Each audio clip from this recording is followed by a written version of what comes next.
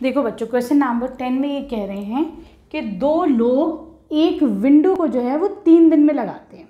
ठीक है, तो मैं लिख देती हूँ पर्सन, 2 लोग कितने दिन लगा रहे हैं, 3 दिन लगा रहे हैं एक विंडो को लगाने में। टास्क वही है तुम्हारा। ठीक है, लेकिन अब क्या होता है, एक बंदा बीमार हो जाता है।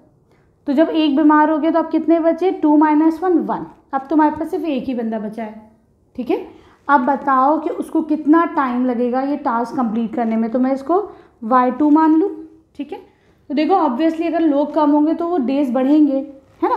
तो ये तुम्हारा इन्वर्सली प्रोपोर्शनल का केस हो गया। तो इन्वर्सली प्रोपोर्शनल में तुम क्या लगाते हो formula, x1 y1 equal to x2 y2, ये फॉर्मूला लगता है। ठीक है,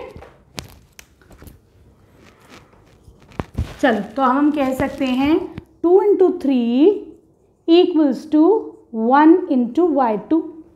ठीक है, 2 × 3 इक्वल्स टू 1 × y2।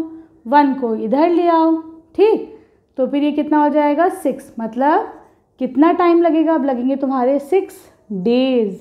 डेज लगाना नहीं भूलना। ठीक है, सिर्फ 6 लिख दोगे तो टीचर सोचेगा इस बच्चे को तो समझ में ही नहीं आया। ठीक है, अब आ जाओ तुम इसके सेकंड पार्ट पर। सेकंड पार्ट में बच्चों ये कह रहे हैं कि भाई अब हमें क्या चाहिए, हमको ये काम सिर्फ एक दिन में चाहिए। ठीक है, तो मैं नंबर ऑफ डेज की जगह 1 लिख दूँ। अब तुम बताओ कि कितने लोग चाहिए होंगे मुझे ये काम करने के लिए। तो मैं लिख दूंगी 2 × 3 equals to x3 × y3। y3 कितना है तुम्हारा 1।